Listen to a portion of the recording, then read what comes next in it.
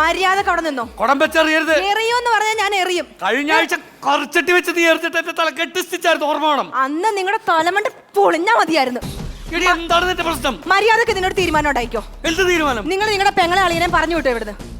കുറെ ദിവസമായി ഞാൻ സഹിക്കാൻ തുടങ്ങിയിട്ട്. നിന്നോട് ഞാൻ എത്ര പ്രാവശ്യം പറഞ്ഞു എന്റെ അളിയനോട് എനിക്ക് അറുത്തു മുറിച്ചൊന്നും പറയാൻ പറ്റില്ല.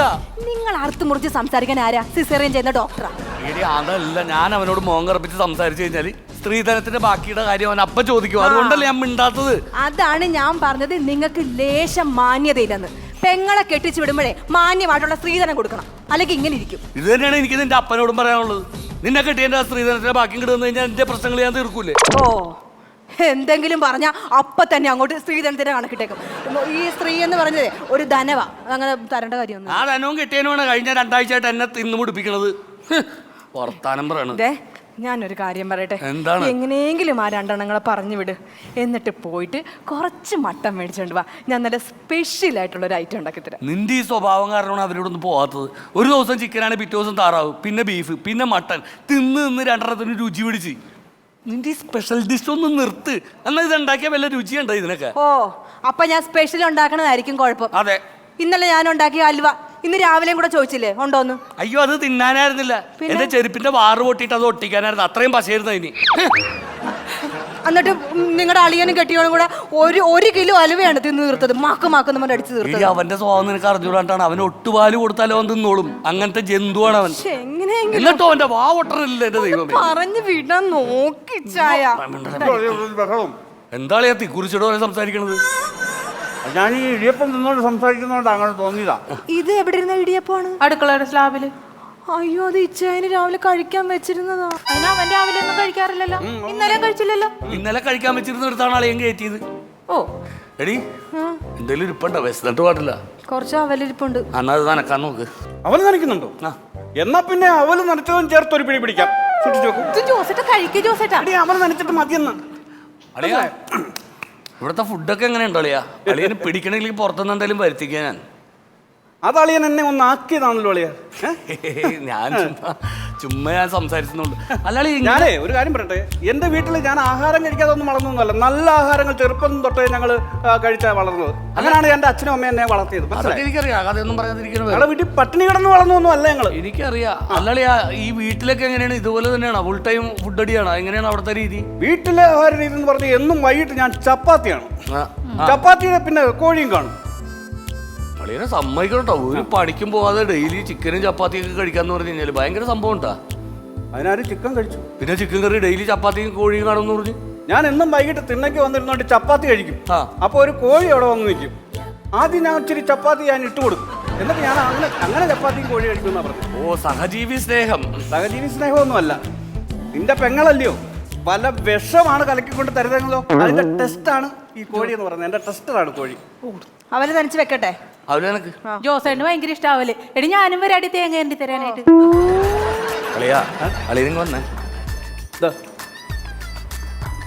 അളിയന ആർക്കാടിന് ഒരു 1000 രൂപ കൊടുക്കാനുണ്ടെന്നും പറഞ്ഞ് ഇവിടെ വന്നതാണ്. അവൻ വീട്ടിൽ വന്ന് ബഹളം ഉണ്ടാക്കും. ഒരു ദിവസത്തേക്ക് ഞാനിവിടെ വന്ന് നിന്നോട്ടെ എന്നും പറഞ്ഞ അളിയൻ 2 ആഴ്ച ഈ വന്ന് നിൽക്കാൻ തുടങ്ങിയിട്ട്. അപ്പൊ ഇന്നലെ രാവിലെ അളിയൻ പോണോന്ന് പറഞ്ഞ് 1000 രൂപ വന്ന് ഞാൻ കൊള്ളാന്ന് പറഞ്ഞപ്പോ 2000 രൂപയാണ് അളിയനെ തന്നു. അളിയന് ഈ നിമിഷം വരെ പോയിട്ടില്ല.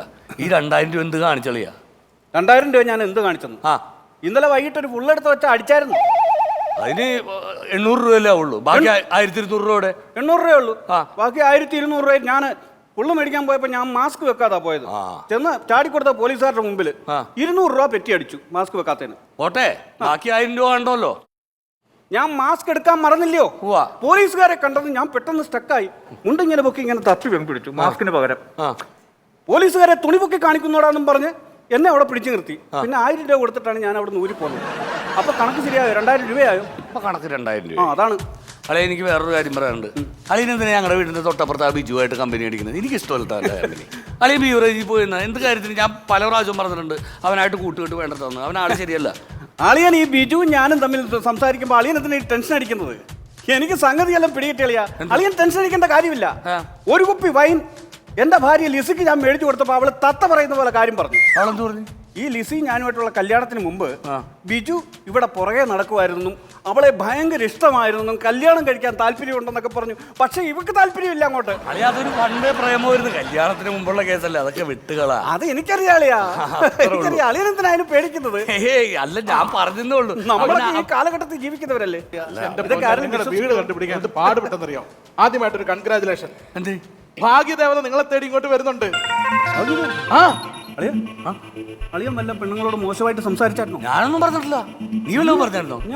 ഞാൻ ഈ വീടിന്റെ പുറത്തിറങ്ങാറില്ലല്ലോ. പിന്നെങ്ങനെയാണ്? അതെ, ഈ ഭാഗ്യദേവതയ്ക്ക് എന്തിനാ ഇങ്ങോട്ട് വരുന്നത്? ഞങ്ങൾ ഒരു സ്ത്രീകളുടെ ഒരു സ്ത്രീവിരുദ്ധ പരാമർശവും ഞങ്ങൾ നടത്തിയിട്ടില്ല. അയ്യോ അതല്ല സംഭവം. പിന്നെ ഇന്നലെ ജോണി ചേട്ടൻ പൈസ തന്നിട്ട് ജോസ് ചേട്ടൻ എന്റെ ഒരു ടിക്കറ്റ് എടുത്തില്ലേ? എടുത്തു. ആ ടിക്കറ്റിനാണ് 1ാം സമ്മാനം അടിച്ചിരിക്കുന്നത്. 75 ലക്ഷം രൂപ. മനസ്സിലായില്ലേ? ഇല്ലെന്ന്. ഇന്നലെ ജോണി ചേട്ടൻ പൈസ കൊടുത്തിട്ട് ഈ ജോസ് ചേട്ടൻ എന്റെ ഒരു ടിക്കറ്റ് എടുത്തില്ലേ? എടുത്തു. ആ ടിക്കറ്റിനാണ് 75 ലക്ഷം രൂപ 1ാം സമ്മാനം അടിച്ചിരിക്കുന്നത്. അതാ പറഞ്ഞത്, ഭാഗ്യദേവൻ നിങ്ങൾ തേടി വരുന്നു. നമ്മൾ രക്ഷപ്പെട്ടളിയാ, നമ്മൾ രക്ഷപ്പെട്ടു. 75 ലക്ഷം രൂപ. ദൈവമേ. അതെ ജോസ് ചേട്ടാ, കാര്യം പറഞ്ഞ എനിക്ക് കമ്മീഷൻ ഉണ്ട്, എന്നാൽ ചെലവ് ചെയ്യണം കേട്ടോ. കമ്മീഷൻ ഇല്ലേ? ആ ഉണ്ട്. പിന്നെ എന്തിനു ചെലവ് ചെയ്യണം? ഇവിടെ ഇറങ്ങി അതൊക്കെ ചെയ്യാത്ത കമ്മീഷൻ ചെലവ് ചെയ്യണം. പൂന്തറ കമ്മീഷൻ.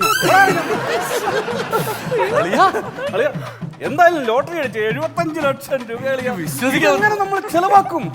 ചെലവാക്കണ്ട, നമുക്ക് പല ബിസിനസ്സുകൾ ചെയ്യാല്ല. അടിപൊളി, പൊളിച്ചഴിക്കും ഞങ്ങൾ. എന്നാലും നമ്മൾ രക്ഷപ്പെടറി. എന്റെ ഭാഗ്യമാണ്. അതെ എന്റെ ഭാഗ്യം കൊണ്ടാണ് നമ്മുടെ ഭാഗ്യം. അതെങ്ങനെ നിങ്ങളുടെ ഭാഗ്യാകും? എന്താ ലോട്ടറി എടുത്തതാരാ?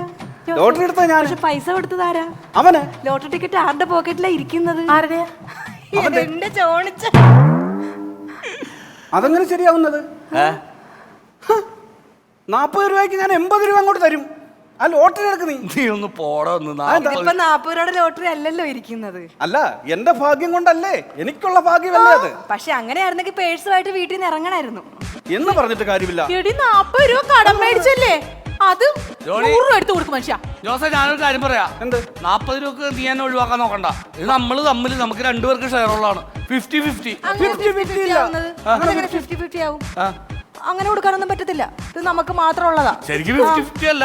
എന്റെ കയ്യിലെ കാശ് കൊണ്ട് ഞാൻ എടുത്ത എന്റെ പോക്കറ്റിൽ കിടക്കുന്നതാണ്. ഇതിന്ന് 10 പൈസ ഞാൻ തരേണ്ടതല്ല. പിന്നെ എന്റെ പെങ്ങളുടെ കെട്ടിയനല്ലേ, എന്റെ പെങ്ങൾക്ക് കിട്ടുന്നതല്ലേ എന്ന് കരുതിയിട്ടാണ് ഞാൻ പറഞ്ഞത്. എടാ, നിന്റെ കാശ് ഉണ്ടെന്ന് വിചാരിക്കും. നീ കാശ് കൊണ്ടിട്ട് നീ ലോട്ടറി എടുത്തിരുന്നെങ്കിൽ നിനക്ക് അടിക്കില്ല. കാരണം നിനക്ക് ഭാഗ്യമില്ല.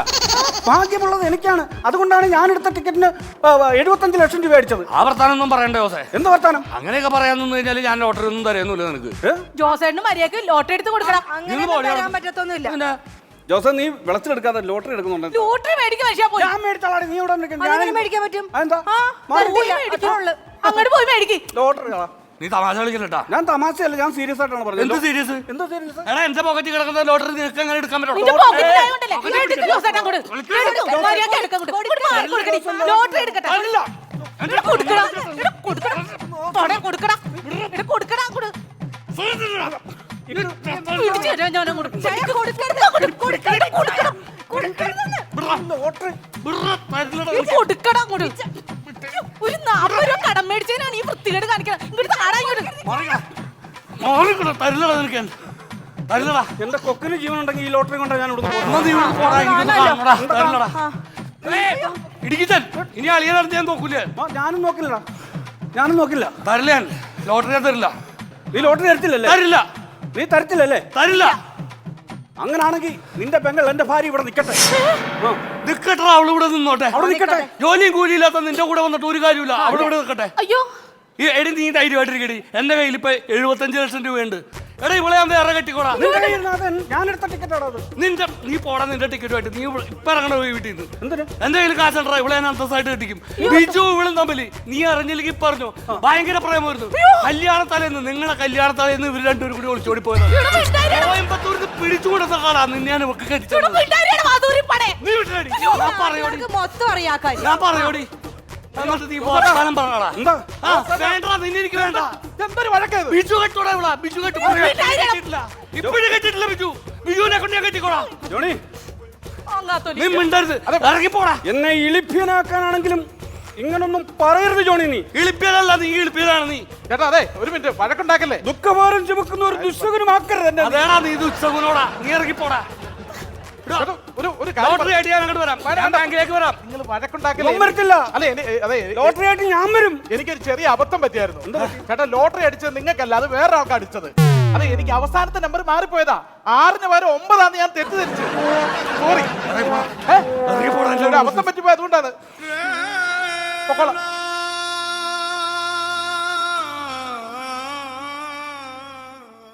മതിയായടാ നിനക്ക്.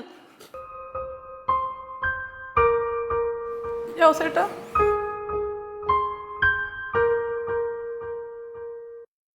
കുഴപ്പമില്ലടേ, ഞങ്ങൾ അളിയനും അളിയനും തമ്മിൽ പല പ്രശ്നങ്ങളും ഉണ്ടാവും. അതൊന്നും വിഷയമല്ല. അളിയാ, എനിക്ക് ലോട്ടറി അല്ലേ വേണ്ടത്, കൊണ്ടുപോടാ. എനിക്ക് വേണ്ട, പിടിച്ചോ. എനിക്ക് വേണ്ട, എനിക്ക് വേണ്ട അളിയാ. കൊണ്ടോടാ, നമ്മൾ തമ്മിൽ പ്രശ്നമില്ല. എനിക്ക് ലോട്ടറിയും വേണ്ട, നിന്റെ പെങ്ങളെയും വേണ്ട. ജോസേട്ടാ. അതെന്താ നീ അങ്ങനെ പറയണത്? ഇവിടെ പിന്നെ ആരും ഉണ്ടാവും? ദിജു, ദിജു അളിയാ.